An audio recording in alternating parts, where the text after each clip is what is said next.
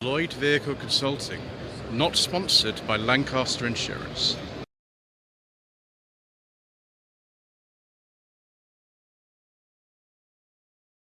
Good morning.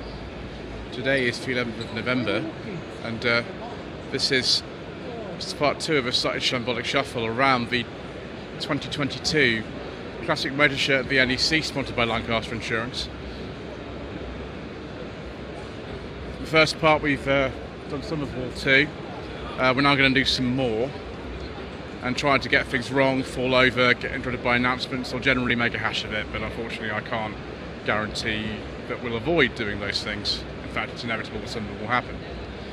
So this is the Club Peugeot UK stand, and this is something very rare. It's a Peugeot 205 GTI 1FM. These were made in 1992 as a tie-up with BBC Radio 1 to mark the 25th anniversary of the station, started in '67. So we've got Clarion stereo, lots of other options. Actually 18 of these still exist, that's quite interesting. Ooh, leather seats and all kinds of other delights. I don't think you get air conditioning though, that's a bit remiss, never mind. Look at that, wow. I presume they were only available in this colour as well. So yeah, the 1.9, the later rear end here.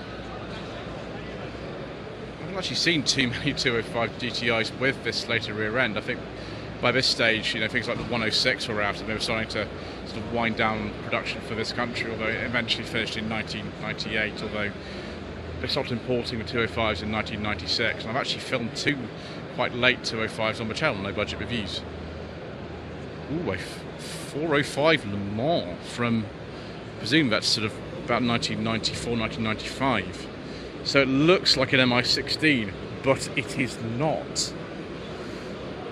It's Le Mans. Oh no, sorry, it's an MI16 Le Mans. Why did they not put the badging so obviously? That's a very nice one. I'd like to have a go at one of those views. Ooh, and this is a Peugeot 404. Gosh, when was the last time you saw one of these? I don't think you did see very many of these in this country, because the lines are very similar to something like the old Austin Cambridges and the other Farina cars of that era. And of course, this was also styled by Pininfarina. Even longer production life. These were made in France until about 1975, and in other countries even later than that. I think they finished the pickup version in 1991 in somewhere like Nigeria, something like that. So very, very long life these cars had, and they're very dependable. I think that's a column change in there. It's a car that I'd like to have a go in at some point. Depends if obviously I get offered one on the channel, which is the same with everything really. 1996 Peugeot 306 XSI. This is a phase 1, so it's quite a late phase 1 actually, for 96. But it was actually joined by other models. The S16 at the time was the top model in the 306 range, which is a little bit lower than that. I think it's had an 8-valve engine in it. The older, the XU I think it was called. Peugeot 104 ZS, this is the short version of it. It looks really weird, it was sort of truncated rear end, but this kind of design went on to live as the Talbot Samba and the Citroën LN and the LNA. The LN actually had the 2-cylinder engine from the 2CV in it, but the others had the engines in here. I think it was a suitcase engine in one of these, about sort of 77, 78, something like that. Got some Alpines on this stand, or this case a Renault GTA. They weren't allowed to use the Alpine name in this country at the time, so this car didn't have badges on it, but it is an Alpine really. Quite a late one, this one actually. Yeah, there we go. Renault GTA V6 is the way we used to badge them. So what year is this then? It's an 86. Oh, it's quite an early one of these then. And here's a car I don't think we got in this country at all. I think this is the A310 on an X, so 81, 82, left-hand drive. Look at those amazing headlamps. Wonderful. Here, of course, is a modern A110. They don't sell too many of these, viewers. We're sort of talking like 15 to 20 cars a month, I think, in this country. But they still make them, which is wonderful. Again, maybe I should have a go on one of these at some point. Is this a Renault 5 Turbo 2? Oh no, it's a Maxi Turbo. Oh, viewers, that's even more exciting. It's very late, actually. The first generation 5 had been got out of production by 1986, so very late one indeed. That is just crazy. Ooh, we've got another one of these here. Now, this one's badged as an A610. I think that Alpine lettering's been added later. This will be a little bit later than that GTA. What on earth? It's got an Alpine stereo in it as well. That's funny, with a separate remote control. I like this colour view. That's very nice. Yeah, so I think they finished production about 95, and that's 94, 95 plate, but it's a personal one, so be about right. My gosh, I've just interrupted both Steph from My Driver Classic and Mr. Miller from Classics World simultaneously with their filming, their professional filming, unlike my shambolic shuffling. So there we go, viewers. The Volvo Owners Club. It's not been fully revealed on my channel yet, but I do actually now own a Volvo, and it has a Volvo Owners Club sticker in it. Maybe I should actually join the club, because the previous owner was part of the club. We'll find out exactly what Volvo it is, apart from the hints that have been given in the They vlog earlier this week, next week. So here we have a 240, very close to my heart, these, because my mother owned one of these cars from 1990 to 2001.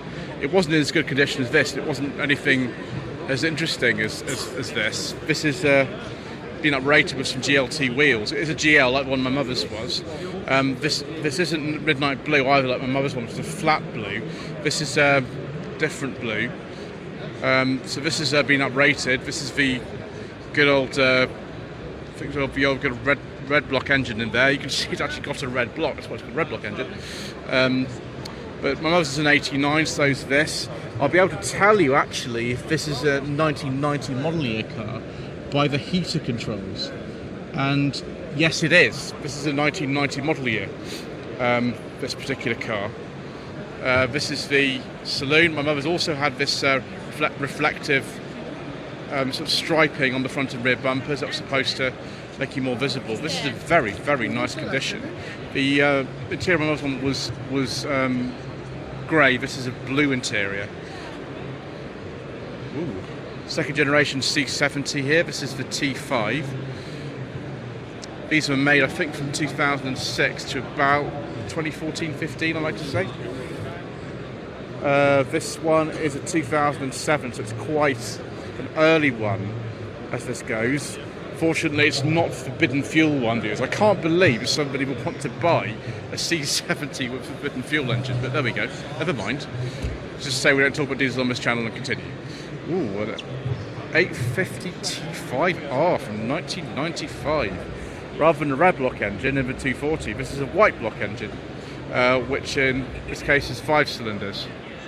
And there we go, this is an auto. They also made a manual. Probably the suspension would be a little bit on the firm side for me. I prefer something with a sound suspension. It's very nice. This is one of the sort of stand-up colours for the T5R, I think. And we've got something much earlier here. We've got an Amazon. I forget which exact Amazon this is. It's a 122S in 1968. So the 166, which is a replacement of this, was already in production by this stage. But Volvo used to do this thing for years, where they would keep the previous model car in production alongside the new one. So that happened right the way through, really until the kind of 1990s they were doing that. That's very nice, very, very sparkly. And then we've PV544 again. These were in production until about 1965. So they already brought up the Amazon models, but they kept these going for quite a number of years after the Amazons came out. I think it was almost 10 years actually. Can't remember what engine. This is a 1.8 engine in this. This is a 1960. There we go. It's also got a red block, but this is not the red block engine, if that makes sense. Yeah, left-hand drive. I think they did sell them over here, but I don't think I've ever seen a right-hand drive one. 1800 here. I've got to be careful about this because some were P1800s, some were just 1800s.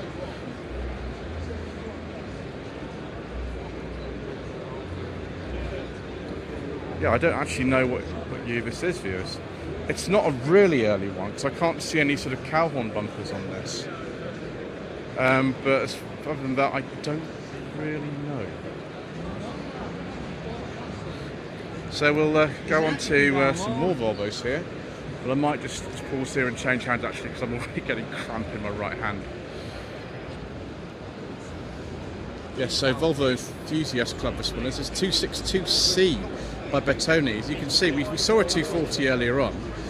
This is the 6-cylinder version. There were 264s available and 265s, but this one is a 262, and I think it's had a different gearbox put in it because that's a gear lever out of like an S70 or an 850 or something like that.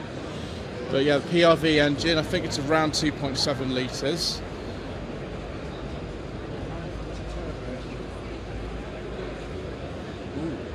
No, it's not got that at all. It's got. I think that'll explain why it's got the 5-speed gearbox on a 940. It's a 940 turbo. It's a red block. Yes, I didn't promise that we'd be mistake-free dealer viewers. This colour is called Cassis Pearl Metallic. It was quite a sort of popular colour on Volvos at the time. This is very, very nice. S90. It's a very late one.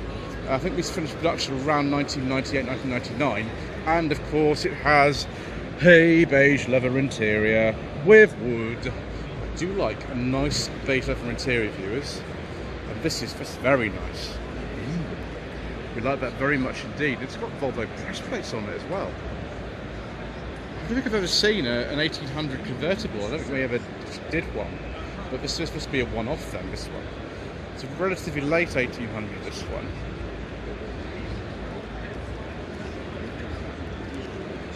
Yes, an 1800S, S standing for Sweden. Because the earlier ones, like this one here, were built by Jensen in West Bromwich. Goodness me, so it's a conversion.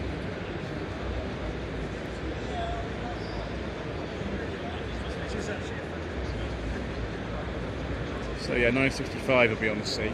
So this is an early, it's a P1800. These were built in West Bromwich. It's an early one, like the one used in the early episode of The Saint. Will have a cow horn bumpers on it, which it does. There we go.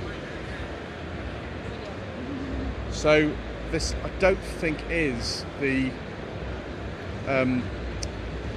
real 77 GYL, based on the fact that the car at the back has got a different plate. This will be a replica plate because the original Saint car on television it would have carried a plate ST1, but the real plate of that was 77 GYL. But if we look at the back, we'll see it's actually not that one, although it's almost identical to it. Yeah, 132 NOU, so it's not the same one. Another Amazon here. This is a 131, which is different than that 122. And this has got a 1.8 engine. That's quite nice actually. It's a biscuit interior rather than a beige one, but the dark green we do very much appreciate. We like that very much indeed. And then we've got Club Alpha stand, which is what Mr. Colburn Rubbish Mechanic was on last year. Something I've not seen before. So Alpha 2600 coupe, right-hand drive. My gosh, it's just one rare car, and it's got a beige leather interior. I do like a nice beige leather interior. 67 this one.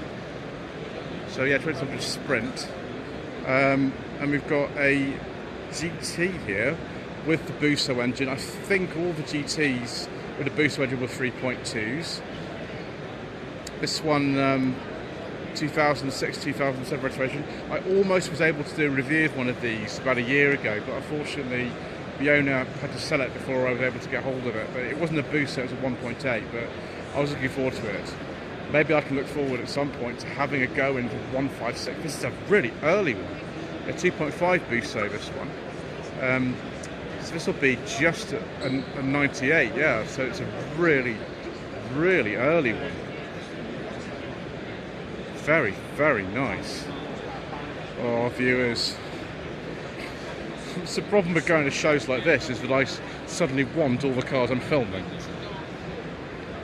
Like this 146 Ti. 146 I think are even rarer than the 145s. Obviously many, many years ago now. In fact 3 years ago I filmed Mr. Richardson and Furious Driving's 145 Cloverleaf on Tweed Jacket reviews on the channel. That was a lot of fun.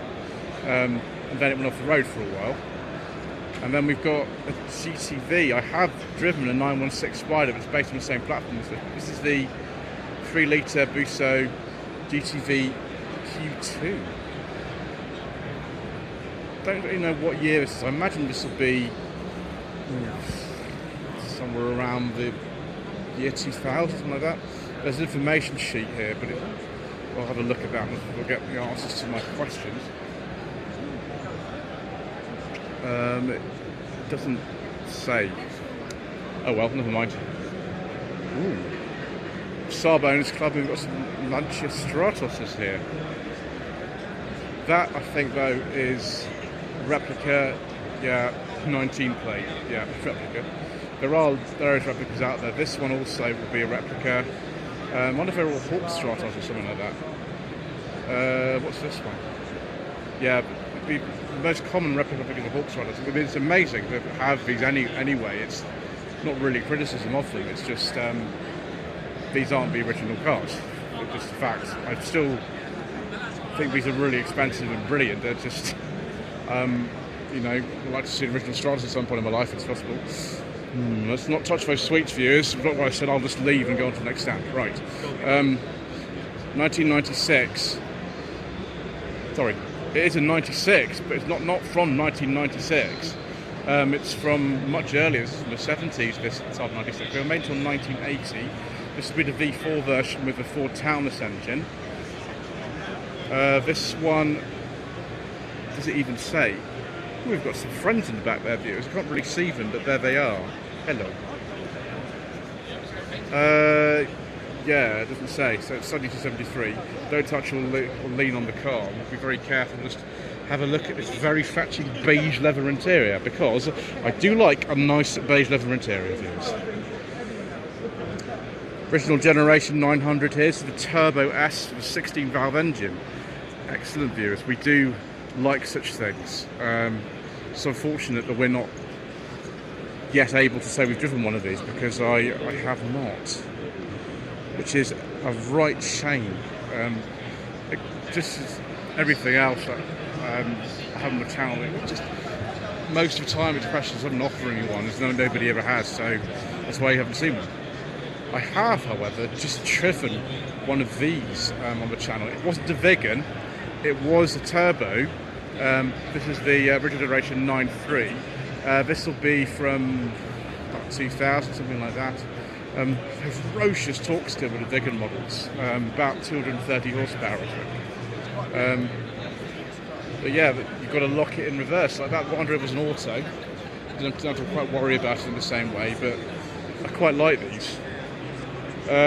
Can't talk about this one though, because that has a forbidden fuel engine in it, and we don't talk about diesels on this channel.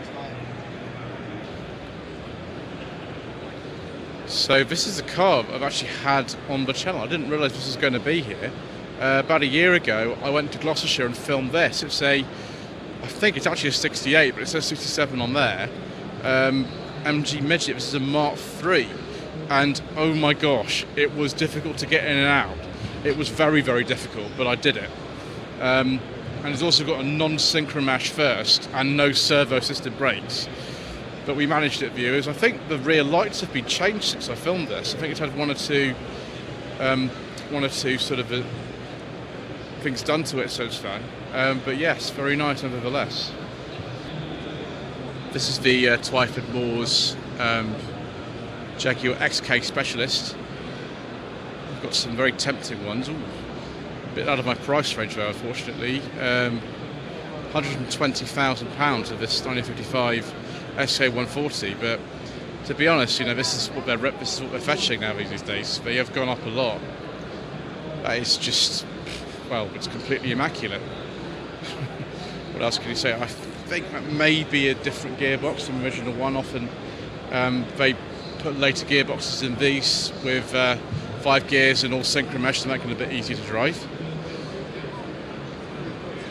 And we've got XK150 here, very kind of triumphantly announcing the number of Le Mans wins they'd had by that time. Yeah, that's a different gearbox put it in as well. It's a 5-speed gearbox now.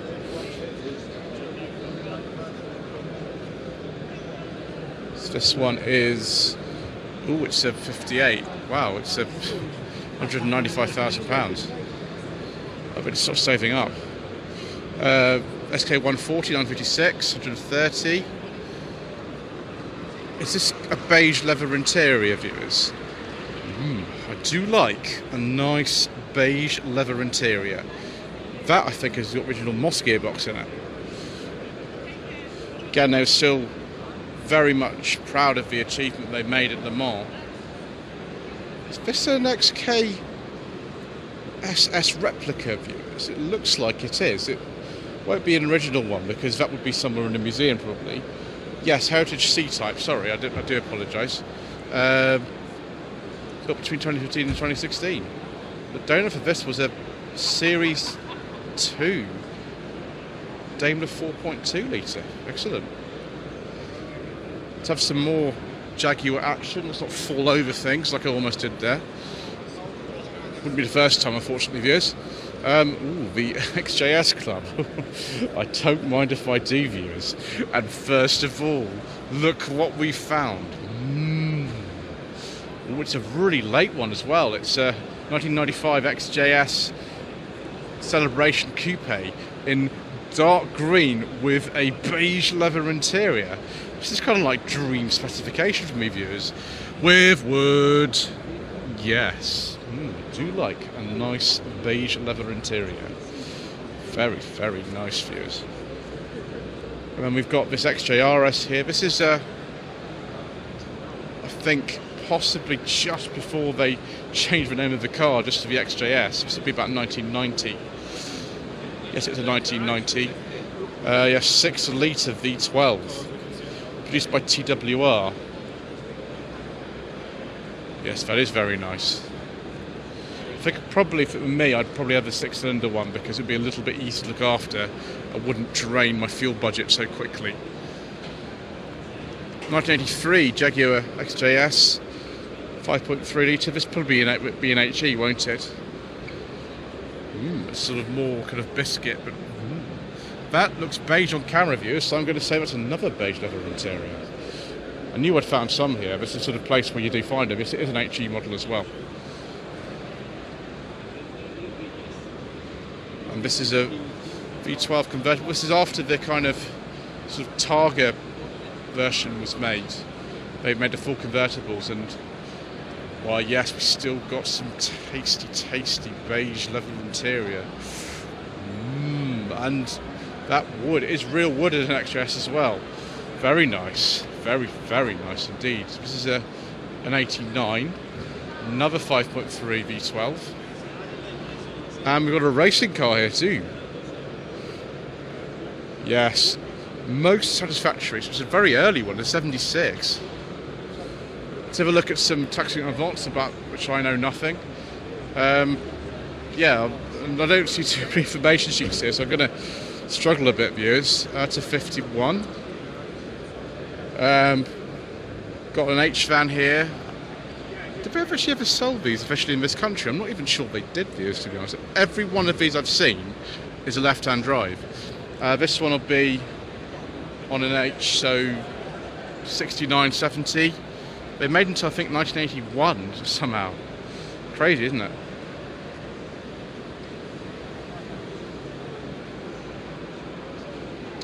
That I think is from, I'd say maybe the Netherlands. They've just got a radio area on that. Yeah, really important at some stage, won't it? It was left-hand drive. Yes, I'm afraid if you want information about cars like this, I refer you to Ian Seabrook's channel because I know nothing. I imagine, oh, it's a 15. Is this for heavy or the light 15? I don't know. I'll just give up, viewers, and go on to the next stand. I don't know anything about them. So we've had a look at that one already. We'll have a look at this Mini Cooper whilst we're here. Why not? We'll have a look at this. This will be quite a late one, actually. I wonder if this is a Cooper Sport or something like that. Could be. Well, I don't know, because the Cooper Sport badge would be on there. Right, so we've done that stand there in part one, particularly that XM we can't talk about. So we'll have to go over here and have a look at this Range Rover. I think this is a really early one. This is a Suffix A or something. If the plate's on it, I might be able to tell you. No, it's not. Well, okay, answer the comment section below. What approximate year is this Range Rover? So we missed this other H van in the first part, but here is another one looking just immaculate. Actually, this one very, very clean indeed. Rather like this Alfa Romeo 105 Series Coupe. Would you like these, viewers? 6970, like the last couple of cars you've looked at. I've actually driven one of these, but I didn't record the driving experience on the channel, just a walk around of it. That was pretty fantastic. I think this is a Julius Spider Veloce from 1965. Oh, very nice, viewers. Yes. We would like to have a go in one of these for certain. This Jaguar XJS HE has a competition on it to win it. Guess how many balloons are in it. So it's an early HE. I think this they came out in 81, and this is on an X, so it's 81 or 82. Should I enter the competition, viewers? Should I? I don't know. Look at that, viewers. It's a Renault Estafette van. Wow. I haven't seen one of those in quite a while. What's it, 72, 73? Not really my speciality, really, viewers. The Chevy pickup. It says that there's a 350 or 8350. It says on that. I don't really know what it means. I thought that it was a Chevy Love, but it's not because those were a lot smaller than this. But yeah, 172 registration. I'm going to leave now before my ignorance is discovered. Not that it hasn't already been on show all day already. Sierra RS Cosworth hatch, and down here we've got, what is this? Some kind of it's for Popular or something, I think this is. Yeah.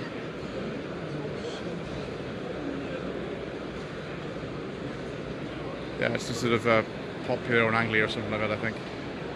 It's interesting sort of custom artwork.